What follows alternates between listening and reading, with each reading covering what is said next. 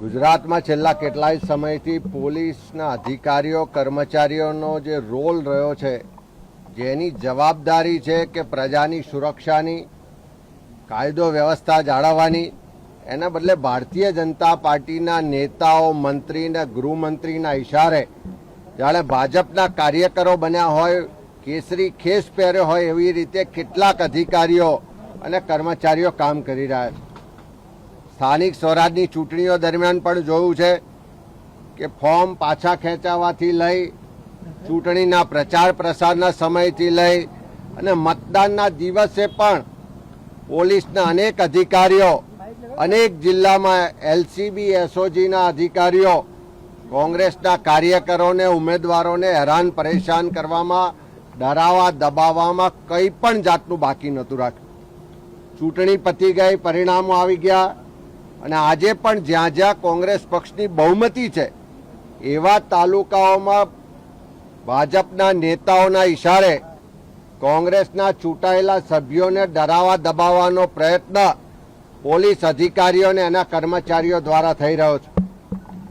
એ દ્વારકા જિલ્લામાં એલસીબી ને એની ટીમ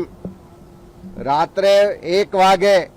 જે હોટલમાં કોંગ્રેસના ચૂંટાયેલા સભ્યો રોકાયા હોય એ હોટલના દરવાજા ખોલાવે, જે રૂમોમાં મહિલા સભ્યો રોકાયા હોય એ રૂમોની ચાવી, ડુપ્લિકેટ ચાવી મેળવીને રૂમોને જબરજસ્તી ખોલીને ડરાવવા ધમકાવવામાં આવે। એ જ રીતે તાપી જિલ્લામાં કોંગ્રેસની ઓફિસમાં જ્યારે સભ્યો મિટિંગ કરતા હોય ત્યાં આવીને પોલીસ ડરાવવા ધમકાવવાનો પ્રયત્ન કરે। બનાસકાંઠામાં વડગામ હોય, મોરબી હોય, આણંદ હોય, દાહોદ હોય કે અલગ અલગ જિલ્લામાં જે રીતે ચૂંટાયેલા કોંગ્રેસના સભ્યોને ડરાવી ધમકાવીને એવો પ્રયત્ન થાય છે કે આવનારી 23 અને 25 તારીખે જે ચૂંટણીઓ થવાની છે